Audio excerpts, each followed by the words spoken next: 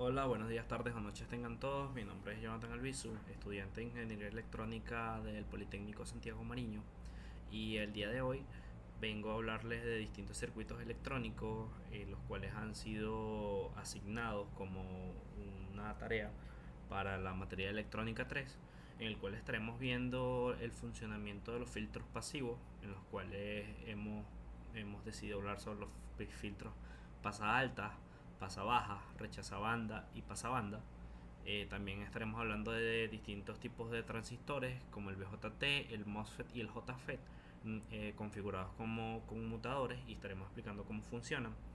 Y por último hablaremos del funcionamiento interno del transistor del integrado 555, el timer 555, este muy famoso, y veremos tres de sus configuraciones más importantes, que son el modo mono estable, el biestable y también el mono estable, el modo estable. Entonces, sin mucho más que presentar, iniciemos hablando sobre los filtros pasivos. Entonces, haciendo uso de la aplicación Proteus, he recreado estos cuatro filtros y bueno, vamos a hablar un poco sobre ellos. Empezando con el filtro pasabajas, que es el que tenemos acá arriba, en el cual nos vamos a enfocar primeramente, este que tenemos acá. Déjenme, vamos a mover un poco los otros filtros hacia abajo para que no me está agarrando este, para que no tengamos inconvenientes y podamos ver de una mejor manera eh, nuestro trabajo. Entonces veamos el filtro pasa, pasa bajas. Entonces este filtro básicamente permite el paso de toda señal cuya frecuencia sea baja entre un punto de corte. O sea, todo lo que esté antes de su punto de corte, él permite que pase. Como se aprecia en la gráfica, como vemos,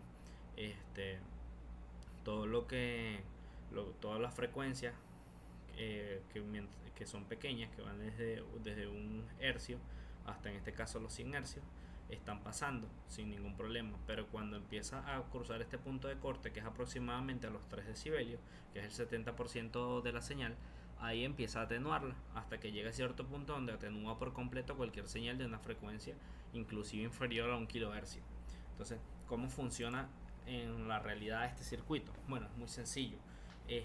Recordemos que estamos hablando de corriente alterna cuando hablamos de este tipo de circuitos. Entonces, cuando hablamos en corriente alterna, sabemos que los capacitores no se comportan como indirecta, sino que realmente lo que tienen es una impedancia, que es variable dependiendo de la frecuencia a la que se le someta. Si nosotros un capacitor le sometemos a una frecuencia baja, su impedancia, su reactancia capacitiva, que afecta directamente a su impedancia, hace que su resistencia, por así llamarlo, que es la impedancia, sea grande, es decir, es sumamente resistivo ante bajas frecuencias, pero ante altas frecuencias su reactancia capacitiva se vuelve muy pequeña. Entonces podemos decir que cuando tenemos frecuencias bajas es como una llave abierta o un circuito abierto, y cuando está ante frecuencias altas es como un circuito cerrado, se resiste muy poco. Entonces, cuando tenemos frecuencias bajas, como vemos acá en el gráfico, su resistencia es tan grande que es como un circuito abierto, permite que la señal pase sin que haya una caída de tensión acá, y que la señal que nosotros vemos al final sea la misma señal de entrada, o sea, permite que pase.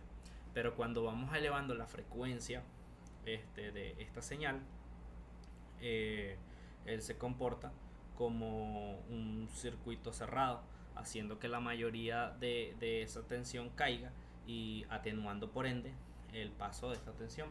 Entonces, básicamente ese es su funcionamiento, como podemos ver acá. En el caso del filtro pasa alta, pues ocurre todo lo contrario. Es muy parecido su montaje físico, como podemos ver en nuestro esquemático, solamente que cambiamos la posición del condensador por la posición de la resistencia, y tiene el mismo funcionamiento básico. Es decir, si él recibe una señal de baja frecuencia, en este caso, se comporta como un circuito abierto, o sea que se vuelve tan resistivo que la señal no pasa. Entonces, cuando las frecuencias bajas intentan pasar a través del capacitor, porque es lo primero que se encuentran, pues no pasan. Entonces vemos como estas señales son atenuadas hasta cierto punto, hasta que alcanza la frecuencia de corte del capacitor, él empieza a comportarse como un circuito cerrado, volviéndose mucho menos resistivo, permitiendo el paso de la corriente y haciendo que estas señales, que son ya de alta frecuencia, puedan empezar a pasar, a pasar y a pasar a través de él, filtrando las frecuencias, las señales con baja frecuencia y permitiendo el paso de las señales de alta frecuencia. Entonces luego ahora vamos a hablar de el filtro pasabanda. Este tipo de filtro solo permite el paso de un tipo de señal que va desde un intervalo, que está dentro de un intervalo de frecuencia. Entonces veamos cómo funciona. Lo primero es saber que cuando un filtro como que se le conoce como filtro tanque, está en serie, que son el capacitor y el inductor están en serie, tienen un comportamiento que básicamente ambos se comportan como un circuito cerrado en la frecuencia de resonancia, y cuando se encuentran, como en este caso, en paralelo, tienen otro comportamiento. El capacitor y el inductor en su frecuencia de resonancia se comportan como ambos son como un circuito abierto y no cerrado, como era el caso de nuestro circuito anterior. Entonces, para baja frecuencia, recordemos que el capacitor tiene una impedancia sumamente grande, el inductor al contrario, una impedancia pequeña, pero al tener una impedancia tan grande no permite el paso de las señales y hace que no pueda circular señal, atenuando todas las señales de baja frecuencia que estén fuera de ese intervalo de frecuencias del que hablamos al inicio. Entonces vemos acá en la gráfica cómo las señales que tengan baja frecuencia son atenuadas. Entonces cuando tenemos señales de muy alta frecuencia, pasa el caso contrario. Aunque el capacitor tiene una impedancia sumamente pequeña, el inductor tiene una impedancia sumamente grande, haciendo que tampoco puedan pasar las señales y atenuando las señales de alta frecuencia. Pero cuando hay señales que están dentro del intervalo cercano a la frecuencia de resonancia de este capacitor y de este inductor, pues ocurre un comportamiento sumamente llamativo, que es, como decíamos, ambos se comportan como un circuito cerrado, o sea, se resisten poco, permitiendo el paso de todas estas señales que están en un intervalo en el cual está incluido la frecuencia de resonancia. Entonces eso hace que solo las señales que están dentro de ese intervalo puedan pasar. Eso lo muestra en la gráfica, ¿ves? Estas señales que están acá, que son las que están en el tope de esta montaña, son las que pueden pasar, atenuando las de alta frecuencia y las de baja frecuencia, y eso viene dado por por dos frecuencias de corte y pues evidentemente por la frecuencia de resonancia de ese circuito. Hablábamos acá ahora en el caso del rechazabanda, que el comportamiento de los circuitos LC, en donde hay inductores y capacitores, es distinto cuando están en paralelo, ya que en una frecuencia de resonancia estos, en vez de comportarse como el caso cerrado, como un circuito cerrado, se comportarán entonces como un circuito abierto, haciendo que ante frecuencias bajas, cuando las frecuencias estén bajas, la corriente al intentar pasar por el inductor no va a poder, porque su respuesta ante baja frecuencia va a poder pasar, perdón, porque su respuesta ante baja frecuencia es que él permite el paso de la corriente, se comporta como un circuito cerrado. Cuando intenta pasar por el capacitor no puede, porque su impedancia ante baja frecuencia es sumamente grande, o sea que se comporta como un circuito abierto, pero puede pasar por el inductor y llegar hacia la carga, en donde va a poder pasar una señal de baja frecuencia. Cuando encontramos señales de alta frecuencia, estas no pueden pasar por el inductor, porque a alta frecuencia los inductores tienen una impedancia muy grande, pero una impedancia pequeña en el caso del capacitor. No puede pasar por el inductor, pero sí pasa la señal por el capacitor y llega hacia nuestra resistencia y evidentemente pasa nuestro filtro. Pero en una frecuencia de resonancia, en la frecuencia de resonancia de estos elementos, ambos se comportan como un circuito abierto. Entonces la señal en esa banda cercana a que en la que está incluida evidentemente la frecuencia de resonancia del circuito, vemos que no puede pasar ni por el capacitor ni por el inductor, porque ambos se están comportando como circuito abierto. Es decir, que esa banda en el que se encuentra ese intervalo donde se encuentran estas señales de una determinada frecuencia no pueden pasar nuestro filtro. Es decir, que tenemos un filtro que rechaza cierto intervalo y todo lo demás lo deja pasar. Entonces esto sería un filtro rechaza banda, como vemos acá y como vemos el comportamiento en nuestra gráfica. Vemos que en el gráfico las frecuencias bajas pueden pasar hasta cierto punto, que es acá donde inicia nuestra banda de rechazo. Todas las que están dentro de esta banda que está acá en nuestra figura es rechazada, y las que son más altas a ese intervalo también pueden pasar. Entonces ahora, a continuación, hablaremos de tres tipos de transistores. Habiendo visto muy a grosso modo los tipos de filtros pasivos que hay, hablaremos de tres tipos de transistores como conmutadores. Primeramente estaremos viendo al más sencillo de todos, al más familiar para mí, en mi caso personal, que es el transistor BJT. En este caso he escogido un transistor 2N2222, que es NPN, y su funcionamiento es muy sencillo.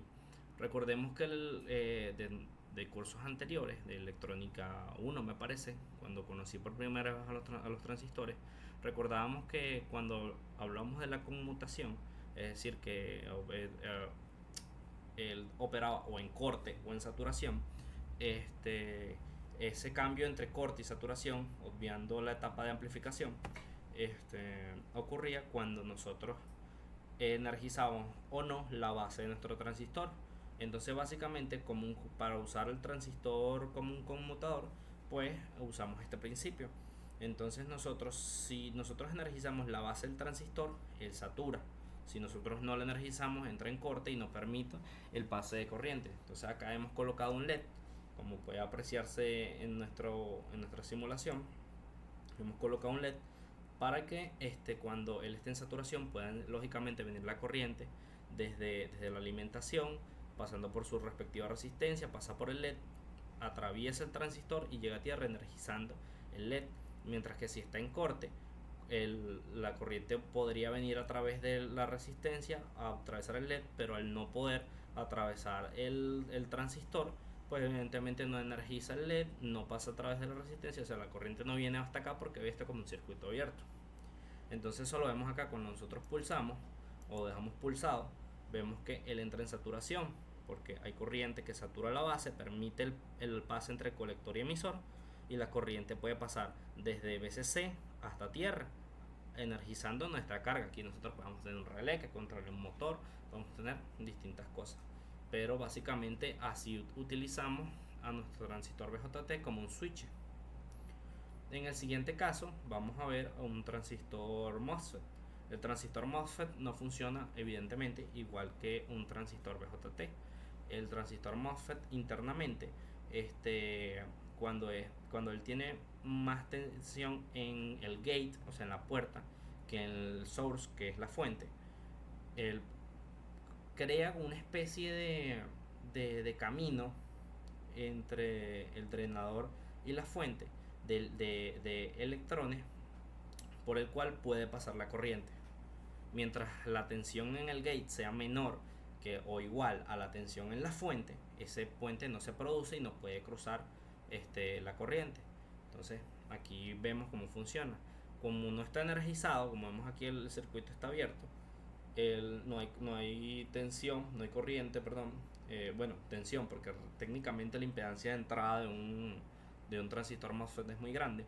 Entonces como tal es despreciable la corriente que entra a la puerta, pero vemos poca tensión, o sea, no tiene tensión en la puerta, y la fuente está a tierra, entonces no permite el paso de corriente. Cuando nosotros energizamos y permitimos que haya una tensión, que el gate tenga mayor tensión que la fuente, entonces él crea este camino de electrones del que yo le he hablado, y permite el paso de electrones que viene desde VCC, que cruza una resistencia, que cruza el LED, que como dije es un LED para que sea de forma gráfica, pero esto puede ser un relé o cualquier cosa que energice un motor, por ejemplo, caso del relé, o cualquier otro tipo de circuito que pueda ser controlado mediante este MOSFET que actúa como un interruptor.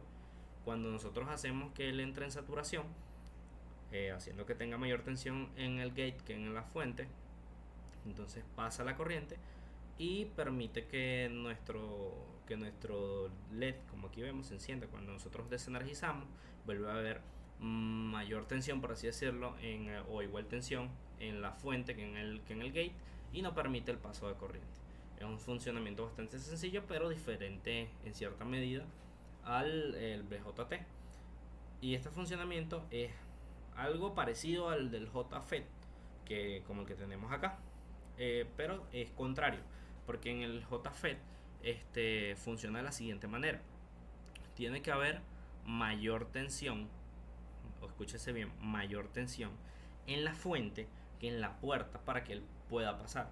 Internamente, él es como un canal. Imagínese usted que el transistor JFET es como un canal que, que es estrangulado, o que es como estrangular una manguera o dejar que fluya un líquido a través de él. Y ese estrangulamiento, ese abrir y cerrar de la manguera, que es como que apretarla con la mano o soltarla, viene dado por las tensiones que la relación de tensión B sub GS, que es la tensión puerta fuente. Entonces, si hay mayor tensión en la puerta, como está ocurriendo acá, porque nosotros no tenemos pulsado este pulsador, hay mayor tensión en la puerta, él permite el paso de electrones por el canal N, porque en este caso es de canal N. ¿Qué pasa? Que cuando nosotros accionamos el pulsador, hacemos que haya mayor tensión ahora, porque viene B sub GS, viene BCC, hay tensión acá en la puerta. Cuando tenemos tensión en la puerta, él estrangula el paso del canal N, y hace que los electrones no puedan circular a través de él, apagando nuestro LED en este caso. Pero si nosotros no lo estamos presionando, él vuelve a desestrangular el sistema y permite que pasen electrones a través de él, energizando nuestro diodo LED en este caso. ¿Okay? Eso fue tres tipos de transistores distintos actuando como conmutadores. Entonces, a continuación veremos lo que es referente al transistor, al integrado 555. Pero antes de entrar en ese tema, vamos a hablar un poco de teoría para entender cómo van a funcionar los circuitos que vamos a ver a continuación, que son estos que tenemos acá. Acá vamos a tener al monostable, al bistable y a la estable. Pero antes de ver su funcionamiento, vamos a entender cómo funciona. ¿Okay? Primeramente decir que el transistor, voy a poner esto en presentación, que el transistor, perdón, se había empeñado en decir el transistor al 555, que nuestro integrado 555, este temporizador, puede ser un arreglo, como podemos acá, de resistencias y transistores BJT, como es el caso del N555, o puede ser un arreglo también con transistores MOSFET. ¿Ok? Básicamente él dentro de sí tiene esta configuración. Vemos que son tres resistencias. Lo primero que vemos son tres resistencias en serie de 5 kilo ohmios aproximadamente cada una. Perdón. De hecho, de ahí viene el nombre de 555. Por estas tres resistencias que van de BCC a GND. Vemos también que en otra etapa tiene dos operacionales configurados como comparadores, con sus respectivas entradas inversoras y no inversoras. Vemos que tenemos un flip-flop RS, que es básicamente el corazón de la lógica binaria de este tipo de integrado.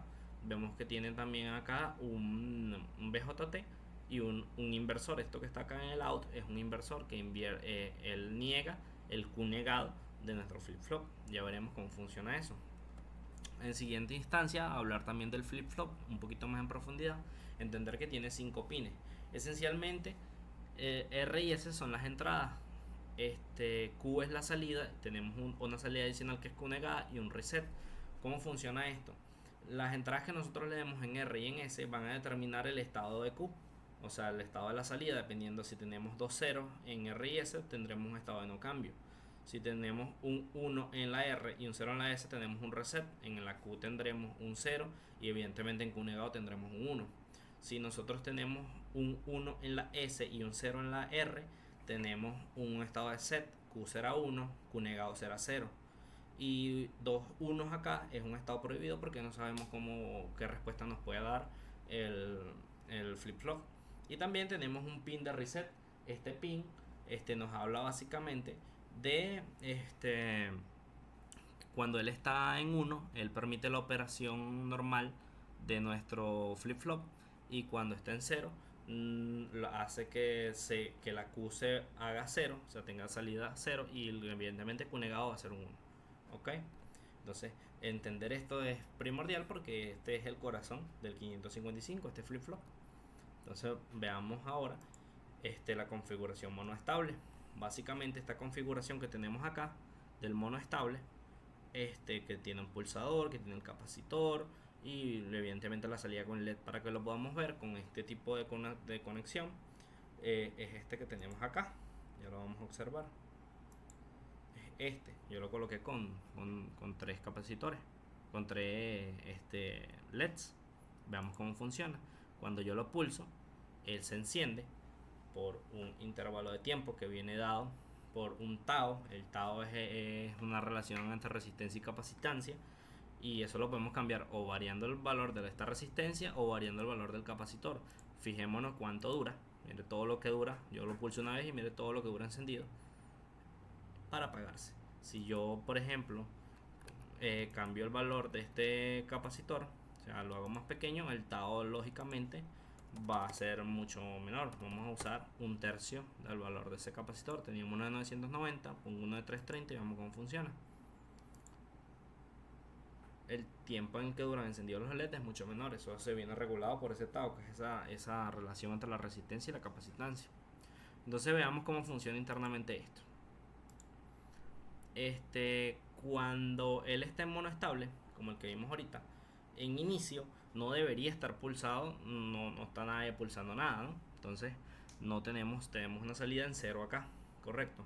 ¿Por qué ocurre esto? Esto viene dado por el comportamiento de estos comparadores. Si nosotros tenemos acá, vamos a tener lógicamente en el pin no inversor del comparador 2, vamos a tener un tercio de la tensión BCC, lógicamente, porque tenemos 3 resistencias que son iguales, son 3 calles de tensiones. Aquí hay un tercio, aquí hay 2 tercios, aquí está completa, y aquí no hay tensión, aquí hay 0. En un tercio, aquí vamos a tener un tercio en la no inversora del 2, y vamos a tener 2 tercios en la inversora del comparador 1. ¿Ok? Entonces, cuando él no está pulsado, aquí hay una tensión que es la tensión BCC en la entrada no inversora del 2. Tenemos una tensión de un tercio de BCC, o sea que aquí es mayor el inversor. Aquí tenemos un 0. En el comparador 1, acá tenemos dos tercios en el inversor de nuestro comparador 1, 2 tercios de la tensión BCC, pero tenemos un 0 también en el inversor del 1. Entonces, teniendo 0 y 0 acá, eso sería, según la tabla que vimos, un estado de no cambio. Entonces acá mantendría lo que tiene. Cuando nosotros tenemos pulsado nuestro pulsador, acá tenemos un GND, o sea, tenemos 0 voltios acá, o sea que la tensión del no inversor es mayor en el 2. Aquí tenemos un 1 en la entrada S. En este caso, nosotros tenemos manteniendo nuestro 0. Cuando tenemos un 1 en la S y un 0 en la R, veamos qué era. Recordemos que un 1 en la S y un 0 en la R es un estado de set. Cuando tenemos este estado de set, aquí es un 1 y aquí es un 0, correcto, en el Q negado. Al ser un 0 acá, es también un 0 en la base de este BJT, por lo cual no conduce y se está cargando este capacitor. Por ende, como aquí es un 0 y aquí este que está acá, este out lo niega, si el negado es un 0, aquí te mantiene un 1 y esto enciende el LED. Pero este capacitor se está cargando. Como este capacitor se carga, el voltaje que ve ahora, ya nosotros dejamos de pulsar, ahora el voltaje que ve el 1, el comparador 1, es el voltaje con el que se cargó el capacitor. Entonces ese voltaje va a ser lógicamente VCC, y VCC es mayor que 2 tercios de VCC. Aquí mantenemos un 1 ahora en la R. En el caso de la S, como ya volvimos a dejar de pulsar nuestro pulsador, tenemos VCC acá.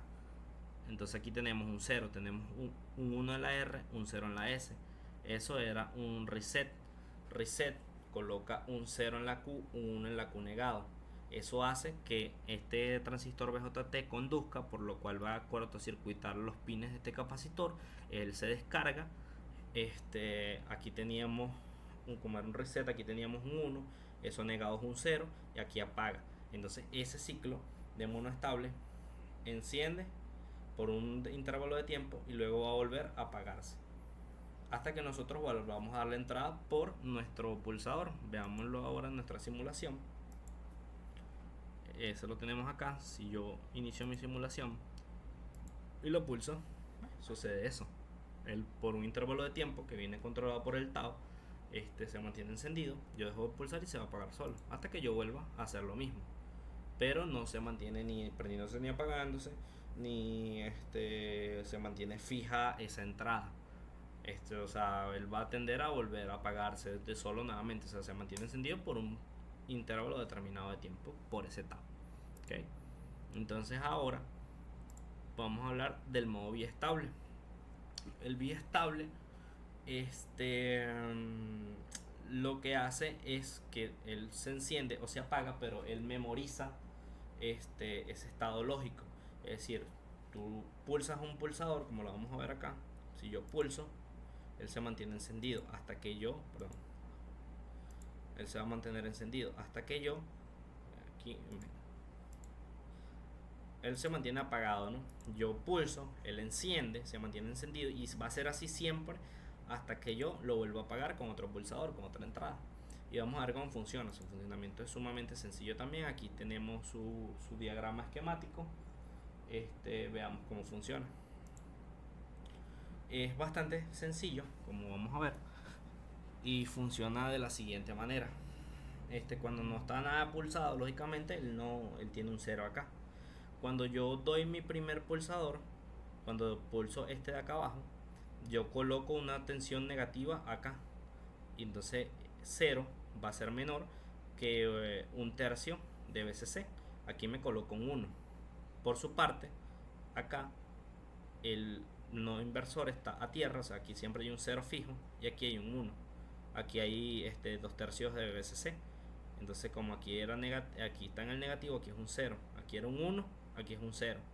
Entonces, como aquí es un 1, en set me pone la salida Q en 1, el Q negado en 0.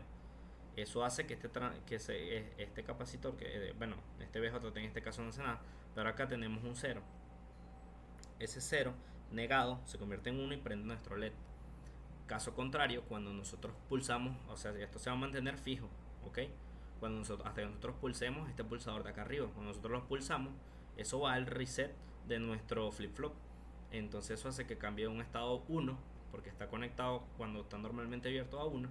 Cuando yo cierro, se va a 0. Entonces este reset se pone en 0, y eso hace que nuestra salida Q sea un 0, el Q negado sea un 1, y como el Q negado es un 1, negando ese Q negado, negándolo nuevamente, aquí es un 0 y apaga el LED. Entonces él memoriza, utiliza directamente el flip-flop para memorizar el pulso, para memorizar si es un 1 o si es un 0. ¿Okay? Y por último tenemos, vamos a verlo antes de pasar del biestable, vamos a verlo nuevamente en funcionamiento, perdón. Eso está aquí. Y vemos lo que yo les decía. Lo encendemos, se mantiene indefinidamente. Aquí puede estar el LED encendido infinito hasta que yo pulse este pulsador que pone en reset internamente al flip-flop, haciendo que su entrada cambie. Y bueno, ¿y por qué mantiene estas entradas? Bueno, porque básicamente cuando nadie está pulsando ningún pulsador, hay ceros en las salidas de ambos comparadores, como se puede observar, y cuando hay ceros es un estado de no cambio, así que mantiene hasta que se le dé una nueva instrucción, va a mantener estas señales. ¿Okay? Y por último tenemos la configuración estable, cuyo diagrama podemos ver acá. Y su funcionamiento es el siguiente, y depende mucho de este capacitor. Ya vamos a ver por qué. Básicamente porque podemos dividir, imagínense que dividamos el voltaje VCC en 3, como lo hemos venido haciendo, entre 1/3 de VCC, 2/3 de VCC y VCC, y dependiendo en qué punto esté la carga en nuestro capacitor, eso va a afectar directamente al funcionamiento de nuestro circuito. Veamos por qué. Y es porque inicialmente, como vemos en esta curva, nosotros cuando conectamos el circuito nos encontramos con el capacitor completamente descargado. ¿Ok? Entonces inicialmente él se va a cargar primero hasta superar 1/3 de VCC. Veamos qué ocurre ahí. Cuando este capacitor se carga por más de 1/3 de VCC, acá, cuando supera 1/3 de VCC, acá, como este está fijo en el no inversor del comparador 2, está fijo a 1/3 de VCC. Cuando se supera 1/3 de VCC, acá se coloca un 0. Pero acá el no inversor del comparador 1 sigue siendo inferior a 2/3 de VCC. Aquí sigue un 0. Entonces tenemos un estado de set. Cuando tenemos un estado de set, tenemos un 1 en el Q, un 0 en Q negado.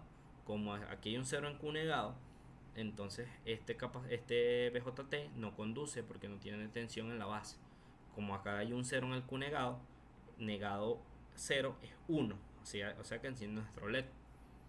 Luego de eso, nuestro capacitor se va a seguir cargando, porque como no se está viniendo la corriente por el BJT, se sigue cargando nuestro capacitor hasta que supera, como vamos a ver en nuestra gráfica, 2/3 de VCC. ¿Qué ocurre aquí? Cuando hay 2/3 de VCC, entonces acá 2/3 es mayor que 1/3, sigue manteniendo nuestro 0. Aquí 2/3 en el no inversor es mayor que el que tenemos acá. Aquí un poquito más de 2/3, aquí hay 2/3 exacto. Entonces acá se coloca un 1. Un 1 en R y un 0 en S es un reset. Entonces tenemos 0 en Q y en Q negado tenemos un 1. Al tener un 1 en Q negado, nuestro BJT empieza a conducir, cortocircuitando o haciendo que nuestro capacitor se descargue a través de él también. O sea, porque todo se va a tierra. Entonces, ¿qué ocurre? Que la tensión en el capacitor empieza a bajar, porque todo se va por aquí. Y como aquí teníamos un 1 en el Q negado, a la salida va a ser 0, se va a apagar el LED. Se está descargando el capacitor a través de este BJT que tenemos acá. ¿Ok? Llegado, entonces empieza a bajar la tensión, empieza a bajar y vuelve a ser menor a 2/3. Cuando empieza a ser menor a 2/3 nuestra tensión, entonces acá vuelve a ser un 0 porque la salida inversora ahora va a ser mayor. Acá va a seguir siendo, ahora vamos a tener un 0, o sea, va a ser un estado de no cambio porque hay 0 y 0. Va a seguir bajando la tensión, va a seguir bajando hasta que baja un poquito más de 1/3. Cuando baje un poquito más de 1/3, entonces acá en el 2, en el comparador 2, vamos a tener menos tensión en el no inversor que en el inversor. Vamos a tener un 1, acá vamos a tener un 0 en un estado de set. En el estado de set aquí hay un 1, aquí hay un 0, se niega, se vuelve a encender esto. Entonces el transistor deja de conducir, vuelve a cargarse el capacitor y este ciclo hace que el circuito se mantenga oscilando. La velocidad de esta oscilación viene dado de nuevo por este constante que nosotros llamamos tau. El tau es una relación, como ya dije, entre capacitancia y resistencia. Por ende, alterando el valor de la resistencia R2 o que es esta que tenemos acá, o cambiando el valor de nuestro capacitor, hacemos que nuestro tau cambie. Entonces veamos cómo afecta eso a nuestro circuito. Vamos de nuevo vamos a ver nuestro estable, que es el que tenemos acá. Ve que acá no hay pulsador. Aquí sería esta resistencia, acá sería R2. Nosotros la podemos manipular, cambiarla, o sea, jugar con su valor para aumentar o disminuir la velocidad en la que oscila la salida. Entonces vamos a hacerlo, pero con el capacitor, esta velocidad que él tiene acá, mire cómo cambia el estado lógico en el LED. Él enciende, apaga, enciende, apaga. Ese tiempo nosotros lo podemos aumentar o disminuir cambiando el valor en el que se carga el capacitor, porque si un capacitor es más grande, el tiempo que va a durar para cargarse va a ser mayor. Si el capacitor es más pequeño, va a ser más rápido porque se va a cargar y descargar más rápido. Entonces veamos cómo funciona esto. Vamos a volverlo más pequeño. Vamos a ponerlo de 15 microfaradios. Estaba de 100 ahorita, ahora lo hacemos de 15, vamos cómo funciona. Mire cómo él oscila más rápido. Claro, nuestro capacitor es más pequeño, no estamos oscilando, no estamos variando nuestra resistencia, que es lo que se hace en físico con un potenciómetro como este que tengo acá a la mano. Básicamente este componente es el que nosotros utilizamos en esos casos para variar la resistencia y afectar el tau también. Pero aquí en nuestra simulación lo estoy haciendo con el capacitor. Veamos cómo aumenta. Y si yo cambio un capacitor a un capacitor más grande, o en su efecto aumento la resistencia, vamos a poner uno de 990 microfaradios, va a ser más lento porque va a tardar más el capacitor en cargarse. ¿Ok? Vamos a darle play. Ahí está. Dura mucho en cargarse, dura mucho luego en descargarse. Ahí encendió y va a durar mucho tiempo en poderse descargar. Vamos a ver, a esperar a ver cuánto tiempo dura eso en apagarse. Y se apaga y ese ciclo se vuelve mucho más lento, pero es variando esa relación del tau. Y lógicamente ya vemos cómo internamente él funciona para que esto sea posible. Bueno, eso fue toda mi presentación el día de hoy. Espero les haya gustado, haya sido de mucho provecho. Hasta una nueva oportunidad y muchísimas gracias.